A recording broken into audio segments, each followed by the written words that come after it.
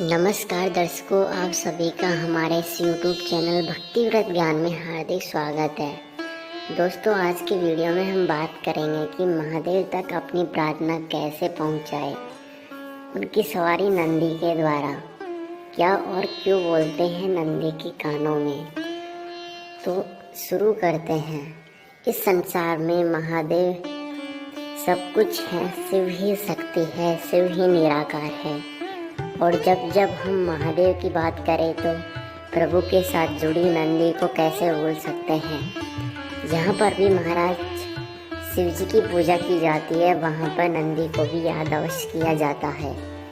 हर मंदिर में देखने को मिलता है कि भगवान शिव के सामने उनके वाहन नंदी भी मौजूद होते हैं। जिस प्रकार शिव जी की पूजा का महत्व है, ठीक उसी प्रकार नंदी की पूजा का भी अधिक महत्व है। नंदी भगवान शिव के वाहन ही नहीं बल्कि उनके परम भक्त भी हैं। अपनी मनोकामनाएं नंदी के कान में कही जाने वाली वह भगवान शिव तक अवश्य पहुंचती है। आपने देखा होगा कि भगवान शिव मंदिर के बाहर नंदी जी हमें अवश्य ही देखने को मिलते हैं। कहा जाता है कि नंदी बाहर इसलिए विराजमान रहते हैं क्योंकि इससे भक्त अपनी बात उनके माध्यम से भगवान शिव तक अवश्य पहुंचा सके। इसके पीछे की कथा आइए जानते हैं, मगर इससे पहले हमारे चैनल पर नए हो तो उसे सब्सक्राइब कर दीजिए, बेल आइकन पर क्लिक कर दीजिए जिससे आने वाली वीडियो आप तक जल्द पहुंच सके। शास्त्रों में इस बात का जिक्र किया गया है कि भगवान शिव जी के मंदिर में वरदान दिया था कि उन्होंने नंदी को जो तुम्हारे कान में आकर जो भी मनोकामनाएं कहेगा वह अवश्य ही पूर्ण होगी। कहानी शुरू होती है नंदी के पिता श्रीनाथ से। श्रीनाथ ने जमकर भोलेनाथ की तपस्या की ताकि उन्हें एक संतान प्राप्त हो सके एवं इससे उनका वंश आगे चल सके। भगवान शिव ने उनकी कठोर तपस्या से प्रसन्न होकर उनको पुत्र के रूप में प्रकट होने का वरदान दिया। वरदान में श्रीनाथ ने बैल जैसा पुत्र मांगा। कुछ समय बाद हल जोतते समय उन्हें एक बालक मिला जिसका नाम उन्होंने नंदी रखा। जब नंदी को अपना अल्पायु होने के बारे में पता चला तो भगवान महादेव की आराधना में वह चला गया मृत्यु को जीतने के लिए। वह वन में जाकर तपस्या करने लगा, भगवान शिव का ध्यान करने लगा। भगवान शंकर नंदी के तप से प्रसन्न हो गए और उसे वरदान दिया कि नंदी, तुम हमेशा हमेशा के लिए भय व मृत्यु से मुक्त हो गए हो। मैं तुम्हें अजर व अमर होने का वचन देता हूँ। भगवान शिव के पास नंदी कैलाश पर्वत पर जाकर भगवान शिव की आराधना व सेवा करने लगे। कोई भी महादेव से मिलने आता तो उनकी अनुमति अनिवार्य थी। एक दिन श्रीनाथ भगवान महादेव के पास अजीब विडंबना लेकर पहुँचे।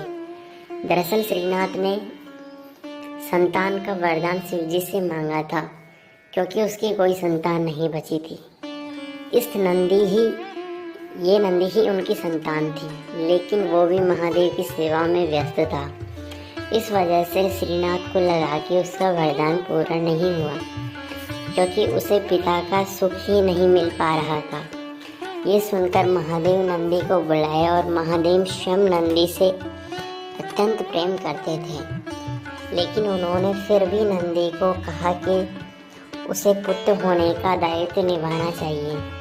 इसके बाद महादेव ने नंदी को श्रीनाथ जी के पास भेज दिया और कहा, पर महादेव से दूर होने की विडंबना उसे काफ़ी सताने लगी। उसने खाना पीना छोड़ दिया, वह काफ़ी चिंतन में रहता था। अपने पुत्र की इस स्थिति को देख श्रीनाथ एक बार फिर से भगवान शिव के पास प्रार्थना लेकर पहुँचे।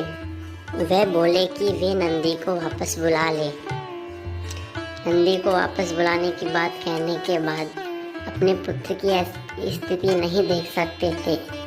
साथ ही उनका वारिस अब इस बात का प्रतीक होगा कि भगवान शिव स्वयं उससे प्रेम करते हैं, क्योंकि नंदी के जाने के बाद महादेव भी बड़े दुखी थे।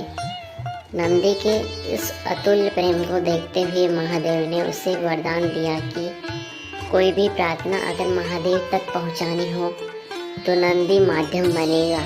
ये प्रार्थना सीधा महादेव तक पहुंच जाएगी। यहाँ तक कि माता पार्वती ने ही शिवजी तक संदेश पहुँचाने के लिए नंदी के कान में ही बोला था।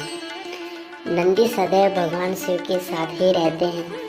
इसके बाद महादेव ने माता पार्वती से सम्मति से सभी देव गणों वेदों के समक्ष गणों के अधिपति के रूप में नंदी का अभिषेक करवाया।